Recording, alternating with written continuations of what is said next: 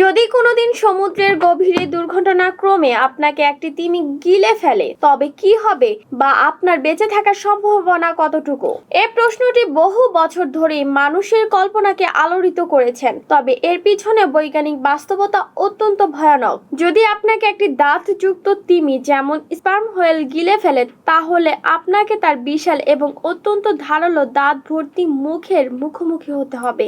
এই প্রজাতির তিমির প্রতিটি দাঁত প্রায় 20 সেন্টিমিটার পর্যন্ত লম্বা এবং রেজারের মতো ধারালো হতে পারে, যা মুহূর্তের মধ্যে যে কোনো জিনিস ছিন্ন ভিন্ন করে ফেলার ক্ষমতা রাখে। যদি কোনো অলৌকিক উপায়ে আপনি এই মারাত্মক দাঁত থেকে বেঁচেও যান তবে আপনার দুঃস্বপ্নের যাত্রা শুরু হবে তিমির খুঁটখুটে অন্ধকার গলার ভেতরে, যেখানে অক্সিজেনের পরিমাণ খুবই কম এবং হজম প্রক্রিয়ার জন্য মিথেন গ্যাসে চারপাশ ভরা থাকে, যা আপনার শ্বাস প্রশ্বাসকে ক্রমশই অসম্ভব করে ফেলবে।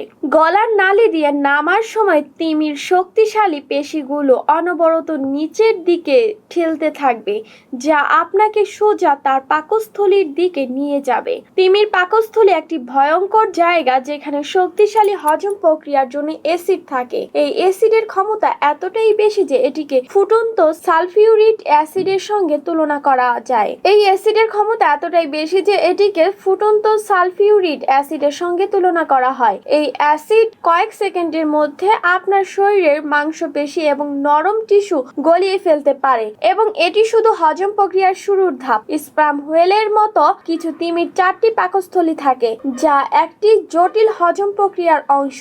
এর অর্থ হলো গলিত দেহের অংশকে এই দুঃস্বপ্নের মতো প্রক্রিয়াতে আরো 3 বার যেতে হবে যতক্ষণ না তা পুরোপুরি হজম হয়ে যায়। এই ভয়ঙ্কর অবস্থা থেকে বেঁচে ফেরা কোনো মানুষের জন্য শারীরিকভাবে সম্ভব নয়। হজম প্রক্রিয়া শেষে যা অবশিষ্ট থাকবে তা শুধু একদলা মল বা পৃষ্ঠ হিসেবে সমুদ্রে নিক্ষিপ্ত হবে। কিন্তু যদি আপনাকে নীল তিমির মতো বেলিন প্রজাতির তিমি গিলে ফেলে তবে পরিস্থিতি হবে সম্পূর্ণ ভিন্ন। এই প্রজাতির তিমিগুলোর কোনো দাঁত থাকে না।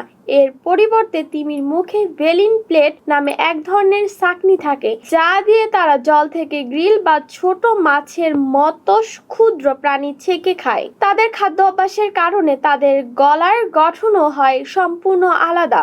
একটি হ্যাম্পব্যাক তিমির গলা এতটাই সরু যে শারীরিকভাবে এক পূর্ণবয়স্ক মানুষকে ঘিরে ফেলতে অক্ষম। এর গলার ব্যাস একটি বড় জাম্বুরার থেকে বেশি হয় না। সুতরাং যদি কোনো কারণে আপনি একটি হ্যাম্পব্যাক তিমির মুখের ভিতরে ঢুকে যান তবে সে আপনাকে গিলতে পারবে না। বাস্তবেও এমন একটি ঘটনা ঘটেছে 2011 সালে। মাইকেল বেকার নামে একজন ডুবুরি লবস্টার ধরার সময় একটি হ্যাম্পব্যাক তিমির মুখের ভেতর ঢুকে পড়েছিলেন, কিন্তু তিমিটি তাকে গিলে ফেলার বদলে 30 সেকেন্ড পর মুখ থেকে বের করে ফেলে। সুতরাং তিমির মুখে যাওয়ার পর আপনি বাঁচবেন কি বাঁচবেন না তা পুরোপুরি ভিত্তি করে আপনি কোন প্রজাতির তিমির মুখে যাচ্ছেন। সুপ্রিয় দর্শক, এতক্ষণ সঙ্গে থাকার জন্য ধন্যবাদ।